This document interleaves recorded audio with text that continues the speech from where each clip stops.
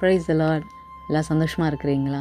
இன்றைக்கு என்ன வசனத்தை தியானிப்போன்னா, ஃபஸ்ட்டு ஒரு ஸ்டோரி, அதுக்கப்புறம் என்ன வசனம் நான் சொல்கிறேன்.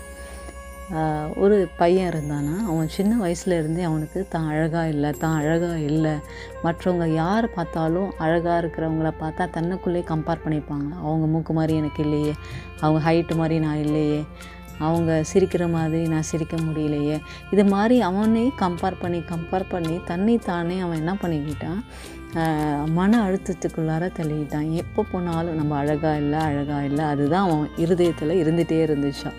அப்போது அவன் ஸ்கூல் போகும்போது அதே தாட் ஃபீலிங்கோடு தான் போவானா. அவனால் எந்த ஒரு விஷயத்தையும் கான்சன்ட்ரேட் பண்ணவே முடியலையா.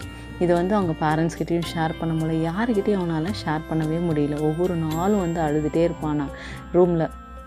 ஐயோ, நான் மட்டும் ஏன் இப்படி இருக்கேன், என்னை மட்டும் ஏன் எங்கள் பேரண்ட்ஸ் இப்படி பெற்றாங்க அப்படின்னு சொல்லி அவன் கலங்கிட்டே இருப்பானா. ஒரு நாள் என்னாச்சு, அவங்க காலேஜ் போகும்போது அங்கே இருக்கிற ஃப்ரெண்ட்ஸ் ஒரு 10 பேர் சேர்ந்து இந்த பையனை டீஸ் பண்ணாங்களாம். இங்கே வாடான்னு சொல்லி ஒரு நிக்நேம் சொல்லி அந்த பையனை டீஸ் பண்ணாங்களாம். அப்போ அந்த பையன் ரொம்ப அழுதுகிட்டே ரூமில் போய் கதவை சாத்திட்டு ரொம்ப அழுதுகிட்டே இருந்தானா. நான் ஏன் இப்படி பிறந்தேன்னு சொல்லிட்டு. அந்த பையன் கடைசியாக ஒரு லெட்ரு எழுதி வச்சுட்டு நம்ம வீட்டை விட்டே ஓடி போயிடலாம் அப்படின்னு சொல்லி லெட்ரு எழுதுறதுக்காக தேடிக்கொண்டு இருக்கும்போது கபோர்ட்லேருந்து பைபிள் கீழே விழுமா. அப்போ அதில் ஒரு வசனம் அப்படியே பைபிள் ஓப்பன் ஆகி கீழே இருக்குமா. அப்போ அதில் ஒரு வசனம் இருக்குமா. என்ன வசனம் அப்படின்னா, சங்கீத புஸ்தகம் 139 சங்கீதம் 14 வசனம் இப்படியா சொல்கிறது, நான் பிரமிக்கத்தக்க அதிசயமாய் உண்டாக்கப்பட்டபடியால் உம்மை துதிப்பேன், உமது கிரியைகள் அதிசயமானவைகள், அது என் ஆத்துமாவுக்கு நன்றாய் தெரியும். இதை பார்த்த உடனே அந்த பையன் கண்கள்லேருந்து தண்ணீர் தாரையாய் வந்ததான். ஏன் பிரியமானவர்களே, அதில் ஆண்டவராகிய இயேசு கிறிஸ்து சொல்லியிருக்கார். என்ன சொல்லியிருக்கார்? நான் பிரமிக்கத்தக்க அதிசயமாய் உண்டாக்கப்பட்டபடியால் அப்படின்னா யாரை சொல்கிறாரு? அந்த மகனை சொல்கிறார். இன்றைக்கி உங்களை சொல்கிறாரு. ஒருவேளை நீங்களும் இந்த சூழ்நிலை கடந்து கொண்டு இருக்கலாம். அவங்கள பார்க்குறவங்க நீங்கள் அழகாக இல்லையேன்னு சொல்லி உங்களை குறை கொண்டு இருக்கலாம்.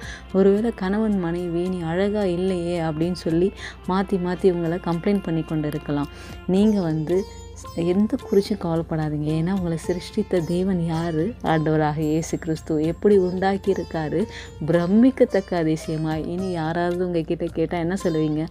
ஆண்டவர் என்னை அழகாக படைச்சிருக்காருப்பா, நீ என்ன சொன்னால் எனக்கு என்ன, ஆண்டவர் என்னை அழகாக படைச்சிருக்காரு. நீங்கள் ஆண்டவர் நாமத்தை உயர்த்தி பாருங்கள், ஆண்டவர் அந்த இடத்துல உங்களை உயர்த்துவார். பிரியமானவர்களை, இன்றைக்கு ஒரு சின்ன ஜெபம் உங்களுக்கு நான் பண்ணுறேன்.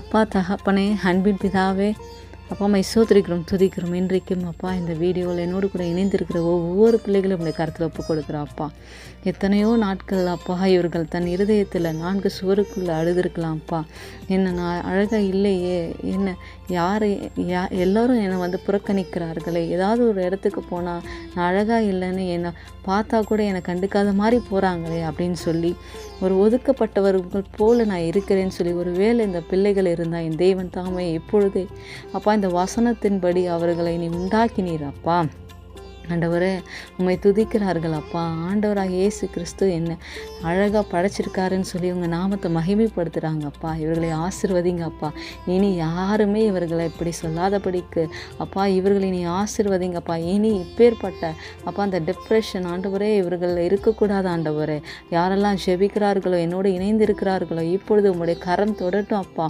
ஒவ்வொரு பிள்ளைகளுக்கும் இருக்கிற எல்லா டிப்ரெஷன்ஸை ஆவிகள் தன்னுடைய அப்பியரன்ஸை குறித்து இருக்கிற எல்லா டிப்ரெஷன்ஸ் இயேசுவின் நாமத்தினால இப்பொழுதே இவர்களை விட்டு விலகும்படியாக ஜெபிக்கிறோம். அப்பா தேவன் தாமே நீர் ஒவ்வொருவரையும் ஆசீர்வதிங்க. அப்பா எல்லா டிப்ரெஷன் ஸ்பிரிட் விலகுறதுக்கு நமக்கு நன்றி செலுத்துகிறோம். அப்பா ஆசீர்வதிங்க. அப்பா பலப்படுத்துங்க. அப்பா கிருபை பாராட்டுங்க. ஆண்டவரை உடைய கரத்தில் அர்ப்பணித்து ஜெபிக்கிறோம். எல்லா துதிகான மகிமையும் ஒருவருக்கே செலுத்துகிறோம். இப்போ ரட்சகருமான இயேசுவின் நாமத்தினால் ஜெபிக்கிறோம். ஜீவனுள்ள நல்ல பிதாவே, ஆமேன்.